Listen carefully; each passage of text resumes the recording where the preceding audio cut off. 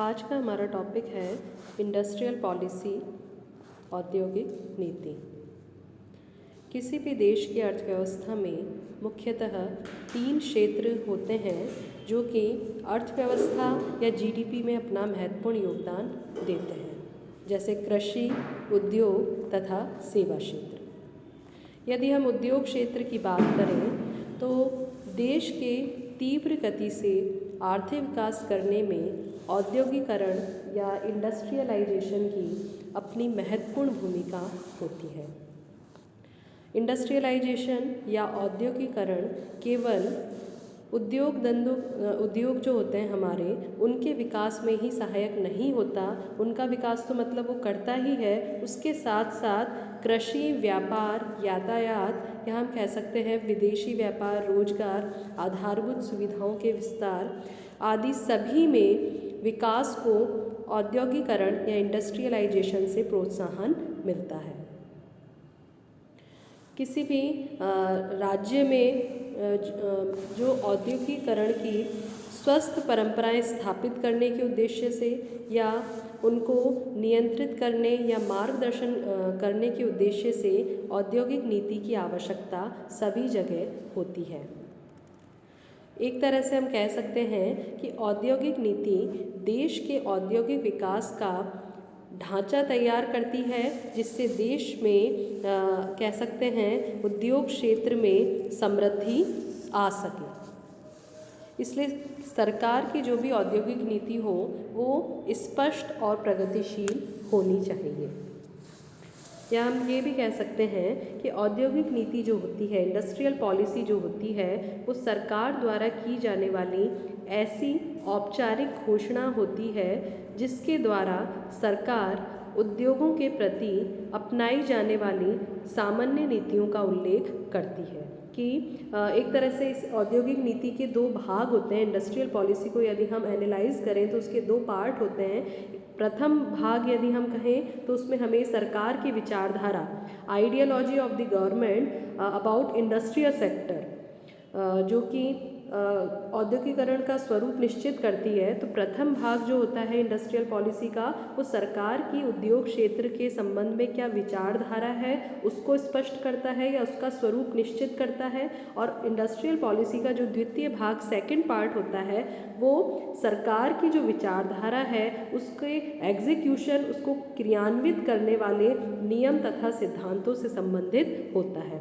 तो इस तरह से औद्योगिक नीति, इंडस्ट्रियल पॉलिसी के मेनली 2 पार्ट होते हैं। यदि पहला उसमें कि सरकार का दृष्टिकोण क्या है उद्योग क्षेत्र के लिए, और दूसरा भाग जो होता है उसमें वो नियम या सिद्धांत या प्रोसीजर बताया जाता है जिससे हम सरकार की विचारधारा को मूर्त रूप दे सकें या सरकार की जो भी डिसीजंस हैं उनको उद्योग क्षेत्र में कैसे लागू करें, वो हम उसके द्वितीय भाग में निर्धारित करते हैं। तो इस प्रकार इंडस्ट्रियल पॉलिसी या औद्योगिक नीति जो है वो एक व्यापक अवधारणा है, एक ब्रॉड कॉन्सेप्ट है जो उद्योगों की स्थापना और कार्यप्रणाली के लिए नीति संबंधी ढांचा और मार्गदर्शन प्रदान करती है। मतलब इंडस्ट्रियल पॉलिसी जो है एक ब्रॉड कॉन्सेप्ट है कि इंडस्ट्रीज कैसे एस्टेब्लिश होंगी, उनकी वर्किंग किस प्रकार की होगी, ऐसा पॉलिसी फ्रेमवर्क और गाइडेंस इंडस्ट्रियल सेक्टर को इंडस्ट्रियल पॉलिसी से ही मिलता है। अब बात आती है कि किसी भी देश में औद्योगिक नीति की आवश्यकता क्यों होती है या औद्योगिक नीति बनाने के क्या उद्देश्य होते हैं, या हम कह सकते हैं कि औद्योगिक नीति का बनाने का क्या महत्व होता है। कोई भी सरकार औद्योगिक नीति क्यों बनाती है, उससे संबंधित बिंदु हम डिस्कस करेंगे। सबसे पहले यदि हम कहें औद्योगिक नीति की आवश्यकता की बात करें या उसके उद्देश्य या महत्व की बात करें तो सबसे पहला बिंदु आता है प्राकृतिक साधनों का उपयोग, यूज़ ऑफ नेचुरल रिसोर्सेज।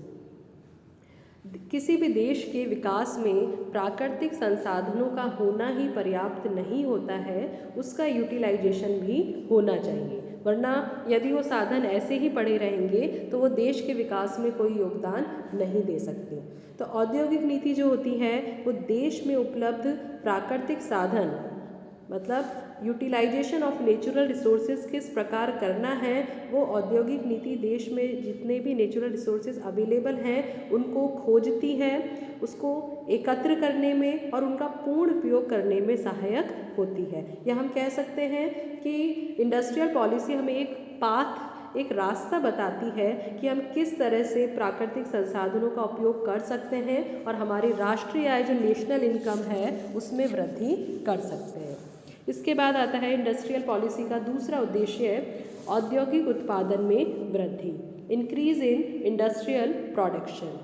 क्योंकि इंडस्ट्रियल पॉलिसी मुख्यतः औद्योगिक क्षेत्र से ही संबंधित होती है, तो सीधी सी बात है कि औद्योगिक नीति का प्रमुख उद्देश्य क्या होगा, देश के औद्योगिक उत्पादन में वृद्धि करना।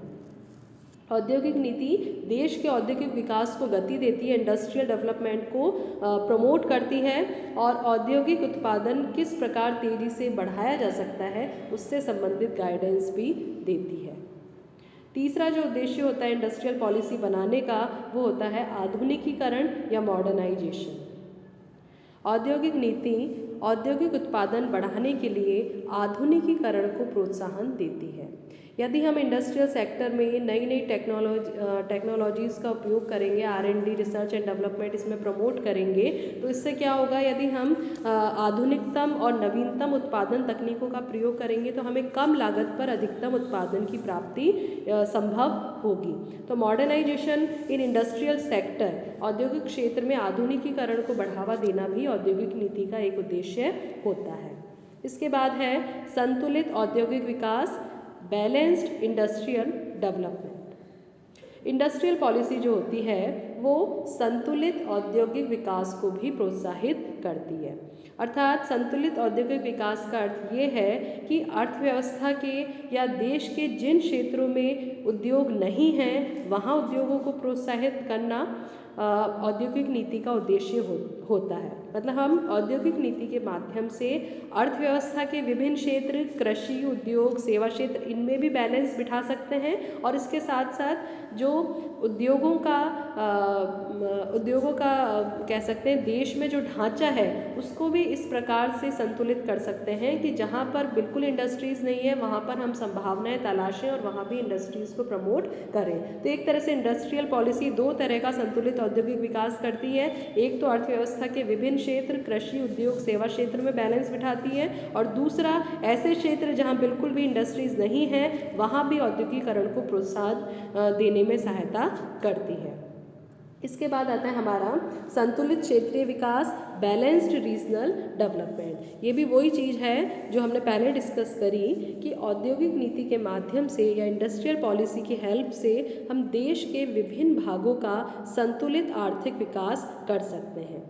इसके द्वारा पिछड़े क्षेत्रों में जहां औद्योगिक विकास की सुविधाएं संभावनाएं तो हैं लेकिन सुविधाएं उपलब्ध नहीं हैं, ऐसे पिछड़े क्षेत्रों में हम औद्योगिक नीति के द्वारा नियम बनाकर तीव्र आर्थिक विकास को प्रोत्साहित कर सकते हैं। इसके बाद आता है आधारभूत एवं उपभोक्ता उद्योगों में सामंजस्य, coordination between basic and consumer industries. Industrial policy जो बनाई जाती है उसका एक उद्देश्य ये भी होता है कि आधारभूत उद्योग और उपभोक्ता उद्योग मतलब कंज्यूमर इंडस्ट्रीज़ वो होती हैं जो कि कंज्यूमर प्रोडक्ट्स को बनाती हैं और बेसिक इंडस्ट्रीज़ जो वो होती हैं जो कि अदर इंडस्ट्रीज़ के डेवलपमेंट में या हम कह सकते हैं जो औद्योगिक विकास के लिए बहुत ज़रूरी है, मतलब उनका कंज्यूमर डायरेक्ट उनको काम में नहीं लेता है। तो इन दोनों ही प्रकार के जो उद्योग हैं, चाहे वो बेसिक है चाहे वो कंज्यूमर इंडस्ट्रीज़ हैं, इनके बीच भी संतुलन बिठाने के लिए औद्योगिक नीति आवश्यक होती है। औद्योगिक नीति के माध्यम से ही हम एक और तो आधारभूत उद्योगों को प्रोत्साहित कर सकते हैं, आधारभूत उद्योग मतलब जो कि देश के विकास के लिए ज़रूरी हैं, और दूसरी ओर हम उपभोक्ता उद्योगों पर भी ध्यान दे सकते हैं। उपभोक्ता उद्योग मतलब जिनसे बने हुए प्रोडक्ट का कंज्यूमर यूज़ करता है। तो इस प्रकार दोनों ही प्रकार के उद्योगों में सामंजस्य हम इंडस्ट्रियल पॉलिसी के द्वारा बिठा सकते हैं। इसके बाद है बड़े पैमाने के उद्योगों एवं लघु तथा कुटीर उद्योगों में समन्वय, coordination between small and large industries. Industrial policy जो हम बनाते हैं उसका एक उद्देश्य ये भी होता है कि जो ऐसे उद्योग, बड़े पैमाने के उद्योग, मतलब जहाँ पर कैपिटल, पूंजी अधिक मात्रा में लगी हुई होती है, और लघु और कुटीर उद्योग वे हैं जहाँ पर कैपिटल और ये मशीन, इनका इतनी अधिक मात्रा में उपयोग नहीं होता है, थोड़ा कम उपयोग के द्वारा भी, मतलब मशीनरी और कैपिटल इतनी ज़्यादा इसमें नहीं इन्वेस्ट की जाती। तो ये दोनों प्रकार के उद्योगों में सामंजस्य बिठाने और उनका हम कह सकते हैं उनका समग्र विकास करने में भी औद्योगिक नीति महत्वपूर्ण भूमिका निभाती है। वो इन औद्योगिक नीति के माध्यम से हम इन दोनों प्रकार के उद्योगों में प्रतियोगिता के स्थान पर परस्पर सहयोग डेवलप कर सकते हैं, मतलब एक दूसरे के कॉम्पिटिटर की तरह काम ना करके एक दूसरे के सहयोगी बनकर वो काम कर सकते हैं। इसके बाद आता है निजी क्षेत्र एवं सार्वजनिक क्षेत्र की सीमा निर्धारण, area determination of private sector and public sector. ये भी इंडस्ट्रियल पॉलिसी बनाने का एक महत्वपूर्ण उद्देश्य होता है कि औद्योगिक नीति में हम निजी क्षेत्र और सार्वजनिक क्षेत्र, पब्लिक सेक्टर मतलब सरकार का, जिनमें मेजोरिटी सरकार की होती है, वो सार्वजनिक क्षेत्र हुए, और निजी क्षेत्र जिसमें पर्सनल इंटरेस्ट या किसी व्यक्ति का हित अधिक होता है या उसकी पूंजी ज़्यादा लगी हुई होती है। तो औद्योगिक नीति निजी क्षेत्र और सार्वजनिक क्षेत्र की सीमा निर्धारण करने में महत्वपूर्ण भूमिका निभाती है। इसके माध्यम से हम निजी क्षेत्र को प्रॉपर डायरेक्शन दे सकते हैं, गाइडेंस दे सकते हैं और उन पर अपना कंट्रोल रख सकते हैं। और यदि इस प्रकार की यदि हम क्लियर पॉलिसी बनाएंगे, स्पष्ट नीति यदि हम बनाते हैं, इन दोनों का एरिया डिटर्मिनेशन हम सही रूप में करते हैं, तो दोनों ही क्षेत्रों को तीव्र गति से विकास करने में सहायता मिलती है। इसके बाद है मधुर औद्योगिक संबंध, कह सकते हैं कॉर्डियल इंडस्ट्रियल रिलेशंस, ये डेवलप करने में भी इंडस्ट्रियल पॉलिसी की महत्वपूर्ण भूमिका होती है। औद्योगिक संबंध, इंडस्ट्रियल रिलेशंस मतलब श्रम और पूंजी का संबंध, श्रम और पूंजी मतलब कह सकते हैं मालिक और लेबर, इनके बीच क्या रिलेशन है, वो इंडस्ट्रियल रिलेशन के अंतर्गत या श्रम एवं पूंजी संबंध के अंतर्गत आता है। तो श्रम और पूंजी के मध्य भी मधुर संबंध स्थापित करने में औद्योगिक नीति की महत्वपूर्ण भूमिका होती है। और यदि इंडस्ट्रियल पॉलिसी इस प्रकार बनाई जाए कि दोनों का ही हित पूरा हो, दोनों ही अपने अपने इंटरेस्ट को लॉजिकली सर्टिफाई कर सके, तो इस प्रकार की क्लियर इंडस्ट्रियल पॉलिसी होने से इंडस्ट्रियल रिलेशंस भी अच्छे होंगे तो औद्योगिकरण को गति मिलेगी और उत्पादन जो है वो सफ़र नहीं होगा। और लास्ट है हमारा विदेशी सहयोग का राष्ट्रीय हित में उपयोग, proper utilization of foreign assistance. ये भी इंडस्ट्रियल पॉलिसी बनाने का मुख्य उद्देश्य होता है कि औद्योगिक नीति जो है वो विदेशी पूंजी और साहस जो है उसको आकर्षित करने में महत्वपूर्ण भूमिका निभाती है।